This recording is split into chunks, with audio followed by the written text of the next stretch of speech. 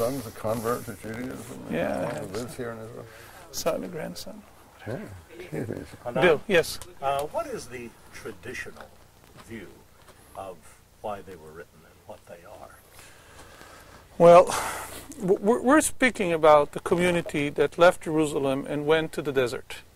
And this small community of about 200 people at the most had splits. I mean, we can read from, especially from the Peshach Havakuk that was found here, we can see there was a number of splits inside the movement. So basically it's hard to speak about how big they were. I mean, at the maximum there were 200 people. And they left Jerusalem, and they came from the richest families in Jerusalem. They came from, they were well educated. All of them knew Hebrew, and all of them, some of them knew Greek. We know that the guy who lived in Cave 7 knew Greek, and there were other people who knew Aramaic. And they were studying here for 1/3 of the night. We know from the text that was found here, from the community rule, we know that, we know what they had to do. They had to gather before sunrise when the sun was rising. They had to pray. They had to work for 5 hours. Then they had their lunch break. They continued to work. And then in late afternoon they gathered together. They immerse and they sat down to the community meal, which was the major event of the day. And after, when the sun was setting, they prayed for the second time. And then they had to study 1/3 of the night every night. So we're speaking here of a well-educated group. Now I think it's a young group. That most of the people who left Jerusalem and joined this group were young people. Josephus tells us that when he was 16, he left his family, and for 3 years he was dwelling in the desert. After 3 years, he joined his family back in Jerusalem, his priestly families. Now, there are 3 reasons why those people left Jerusalem and went to the desert. One is dispute over the calendar. The other one is that they felt very bad about the priestly establishment in Jerusalem, and they felt that they're corrupt, they're after money, they're trying to get their money. And the third thing had halachic things. The way that they had kept the law of Moses was different than the rest of the Jews. They were more frum, they were more extreme in the way that they were keeping the rules in the Pentateuch. So those were the 3 reasons why they left here. I believe that the dispute started in the 2nd centuries, in the middle of the 2nd centuries. BC, you mean? BCE, yes. The meaning, the whole with the priesthood. The whole argument against the priestly family started in the Hashmonean period.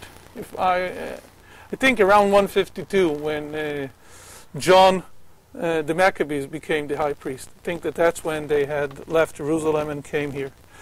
And if I understand correctly, they were here for more than 200 years, between 150 BC until 68 AD, until the Roman army came and destroyed the place in 68.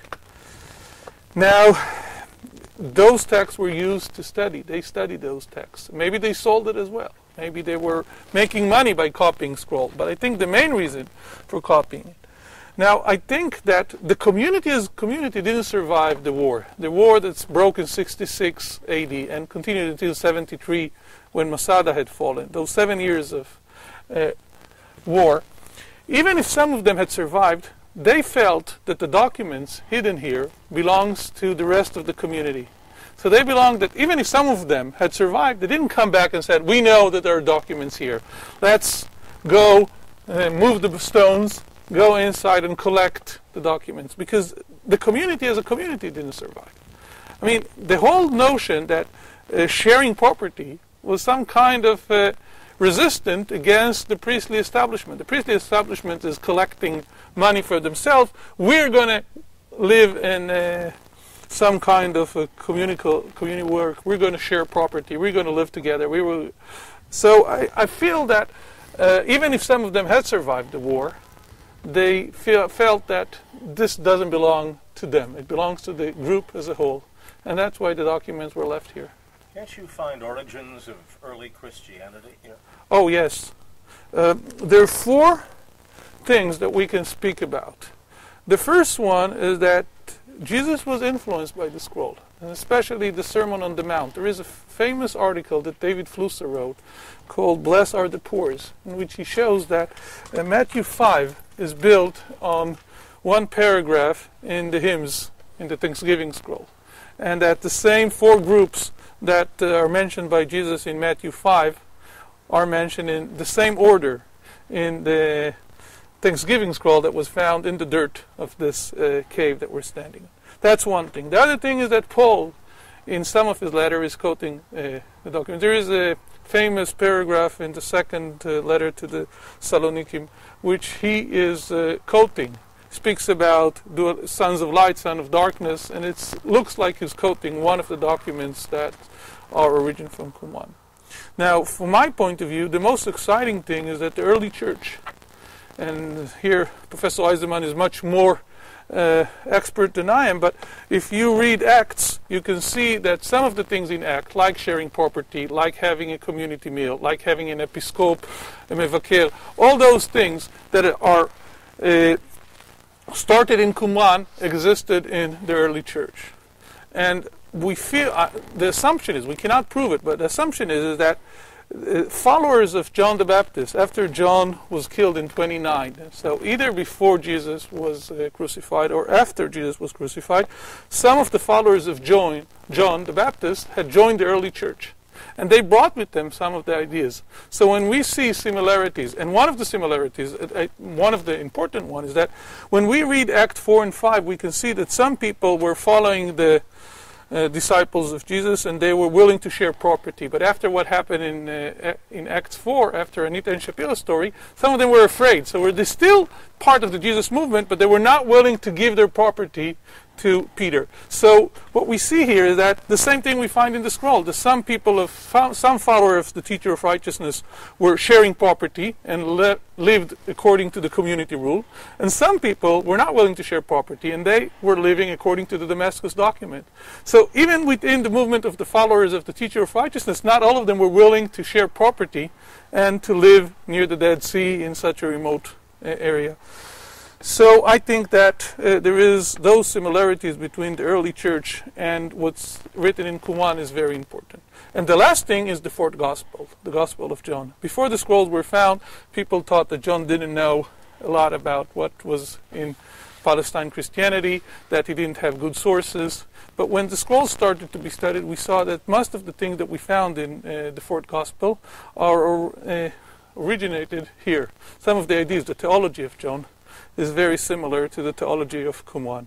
So all those four topics, Jesus' influence, not directly or directly, and then Paul directly, and Acts, and the fourth gospel, all of them are very important. But if you can go even to smaller issues, like if you read the letters of the Hebrew 7s and you read something about Melchizedek, and here we have 11Q Melchizedek, one of the nicest scrolls ever found that deals with Melchizedek, and we can show that the way that the figure of Melchizedek was studied in Qumran is similar to the way that it's being studied in Hebrew 7.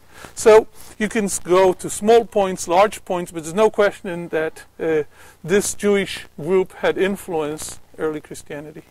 Bob, let me just finish with the non. Were they Essenes or Zealots? I think that there were Essenes, but this was one group within the Essene movement. The Essene movement was a large movement. Josephus tells us that there were 3,000 Essenes. Here there was only 200. So we have one group within a large movement. For the group, it was very important to define themselves precisely. They called themselves the Yachad. They called themselves the Sons of Light. But they were part of the largest movement of the Essene, described by Josephus and by Philo. Yes. Well, they were very, I guess the ideas were giant ideas if everybody copied them. Was Jesus an Essene? No, but I think that the same atmosphere has existed here, especially by people who felt that God will not allow such a gap between poor and rich. There was a lot of expectation. There was a lot of people who accept this change will come. There must be a change, because they felt that the society in Judea at that time was corrupt, and God will not allow it to continue that way. So I believe that there was a big difference between the teacher and Jesus. The teacher was preaching to the most educated Jews in Judea. The people who came from the richest families were here. Well, Jesus was preaching to fishermen, for peasants. It was a different group in the society. If that were the case, Hanan, why do you think they called themselves the poor here? Ibanim is a common It's very term of interesting. I know. self-designation. Ibanim in Hebrew means the poor. Right. And in early Christian writings, you'll find that the group that differed from Pauline Christianity were known as the Ebionites, taking off on the Hebrew word Ibanim, term used here by the scrolls, self-designation. Well, I'm referring back to this study of David Flusser, because when he spoke about blessed are the poors, where he spoke about the poors, they saw themselves as poors. And by the way, they were poors because they didn't have their own, they didn't have property. The property belonged to the group. That was they were playing. So the way they looked at themselves, although they came from the richest family, they looked at themselves as people who were willing to give up everything that Jerusalem can offer, and Jerusalem could have offered a lot in the first century. Jerusalem was a very rich city, and they lived here in the desert, in the wilderness, and they were willing to give up all the standard of living that Jerusalem can offer. That's my answer, but I'm sure that... You have a different opinion? Yes. Well, if you, I mean, what I would ask, first of all, is which establishment are we really aiming against? Are we aiming against the Maccabean establishment or the Herodian establishment?